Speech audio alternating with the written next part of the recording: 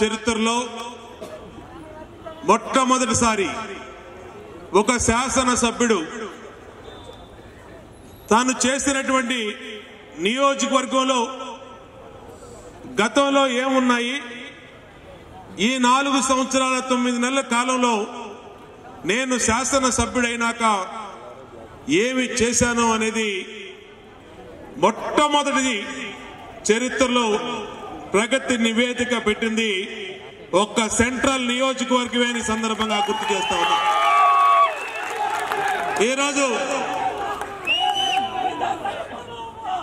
ఈరోజు ఏ పని చేసినా పారదర్శకంగా చేశాం. ఇవాళ ప్రగతి నివేదిక సభలో ఒక ప్రగతి నివేదిక బుక్లెట్లు కూడా ముద్రించాం. మా మీడియా పెద్దలకు ఇచ్చాం, ప్రజలకు ఇస్తా ఉన్నాం.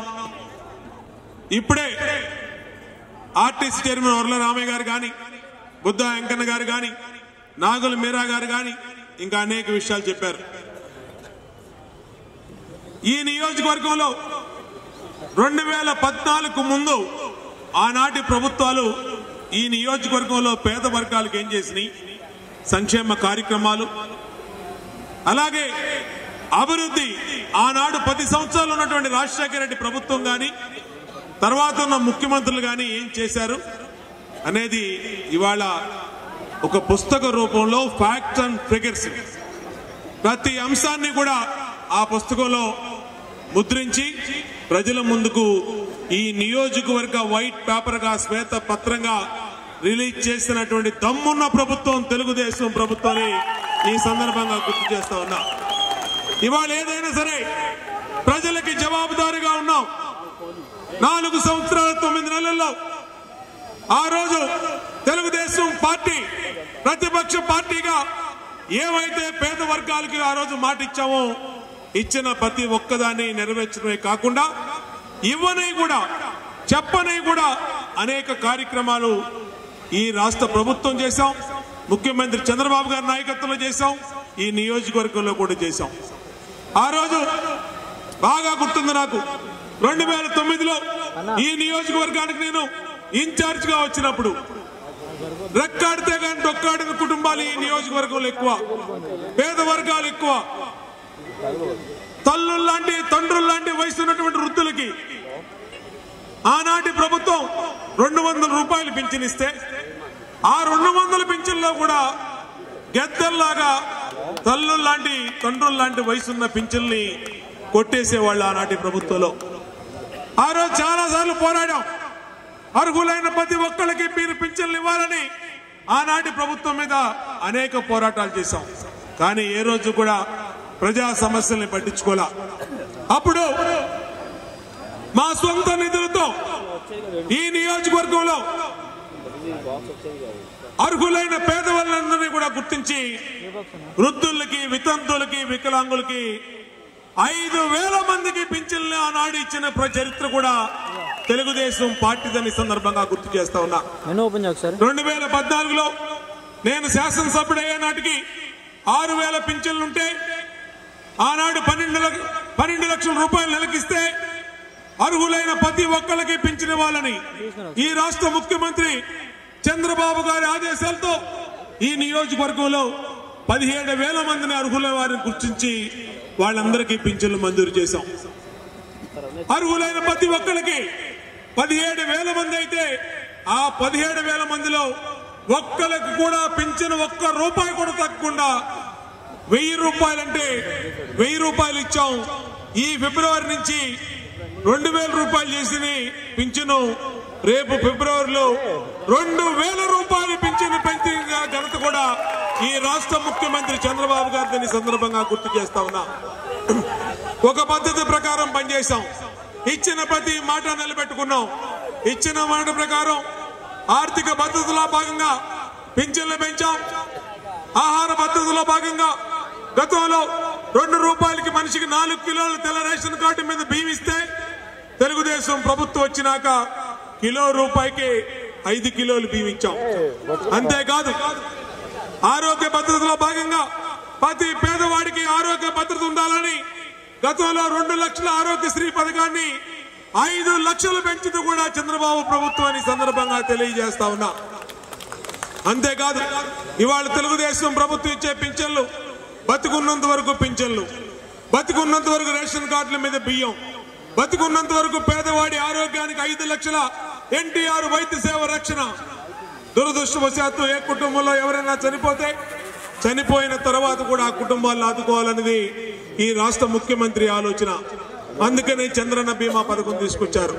ఇవాళ ఈ నియోజకవర్గంలో రెక్కాడితే కానీ డొక్కాడిన కుటుంబాలు పొద్దున్నే పనికెళ్తే దురదృష్టవశాత్తు ఏ ప్రమాదం జరిగి ఆ కుటుంబంలో ఎవరన్నా కనుక చనిపోతే ఆ మహిళకి గుండాగిపోయినంత పని అయ్యేది. ఎవరు చూస్తారు ఆ మహిళని? ఇంట్లో ఉంటాం 2 పిల్లల్ని.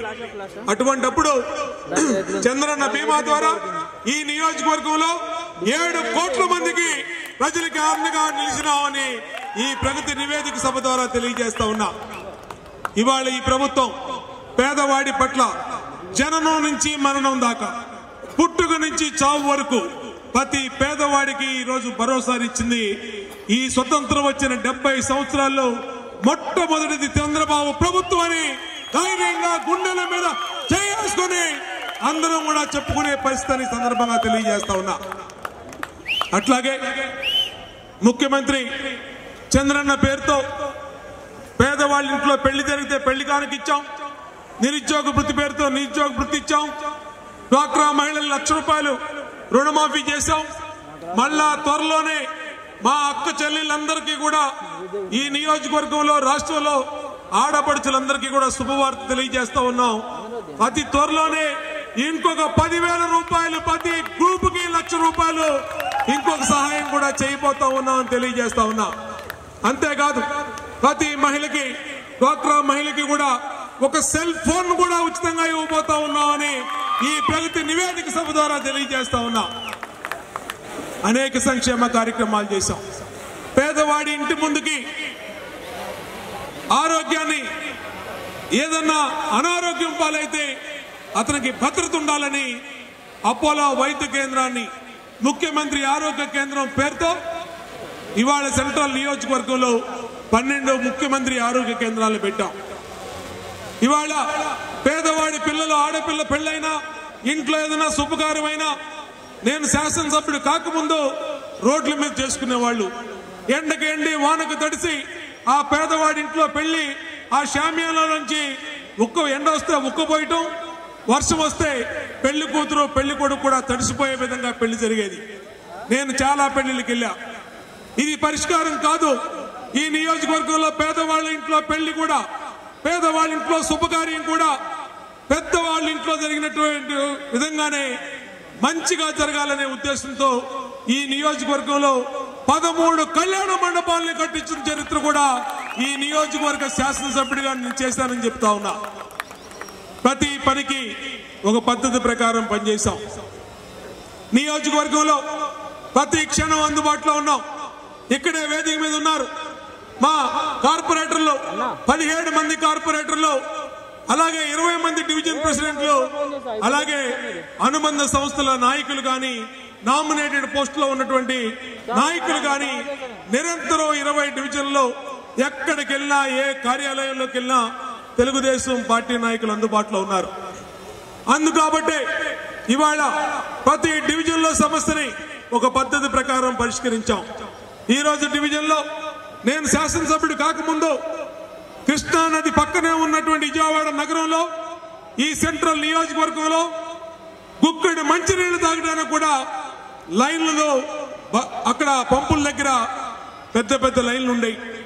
ఇవాళ తెలుగుదేశం ప్రభుత్వం వచ్చింది. కార్పొరేటర్లు, ఎమ్మెల్యే, మేయరు, డిప్యూటీ మేయరు, మంత్రి, ఎంపీ అందరూ అన్ని స్థాయిల్లో తెలుగుదేశం పార్టీ గెలిచినాక ఇవాళ ఈ సెంట్రల్ నియోజకవర్గానికి 16 MGD వాటర్ ని అదనంగా కేటాయించాం. కాబట్టి ఇవాళ ఈ నియోజకవర్గంలో ఇవాళ తాగు నీరుకి ఏ ఆడపడుచు కూడా ఇబ్బంది లేకుండా వాళ్ళకి తాగునీరు అందించగలుగుతా ఉన్నాం.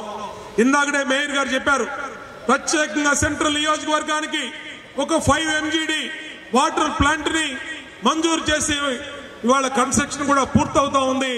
అది కనుక పూర్తయితే శాశ్వతంగా సెంట్రల్ నియోజకవర్గంలో అతి త్వరలోనే రాబోయే రోజుల్లో ఎప్పుడూ కూడా మంచినీటి కోసం ఎదురు చూసే పని లేదని కూడా ఈ సందర్భంగా తెలియజేస్తా ఉన్నా.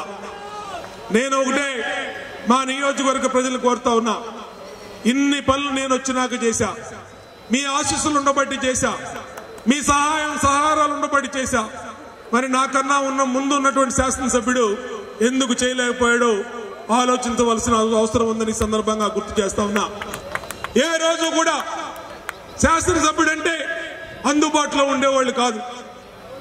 ఈ రోజు తెలుగుదేశం పార్టీ శాసనసభ్యుడిగా నేను ఈ 5 సంవత్సరాల్లో 5 సార్లు ఇంటింటికి తెలుగుదేశం పేరుతో పాదయాత్ర చేశాను, ప్రతి ఇంటి ముందుకి వచ్చానని ఈ సందర్భంగా తెలియజేస్తా ఉన్నా.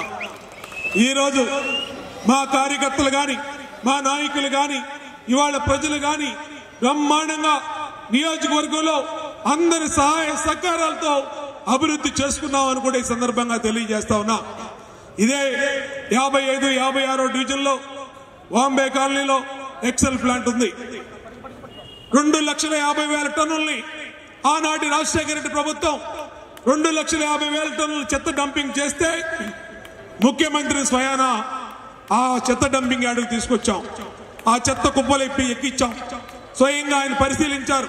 వెంటనే అధికారులను ఆదేశించారు, దీనికి ఎంత ఖర్చు అయినా పర్లేదు, శాశ్వత పరిష్కారం మనం తప్పనిసరిగా చేసి తీరాలని అప్పటికప్పుడు 27 కోట్ల రూపాయలు మంజూరు చేసిన ఘనత కూడా ఈ ప్రభుత్వాన్ని సందర్భంగా గుర్తు చేస్తా ఉన్నా.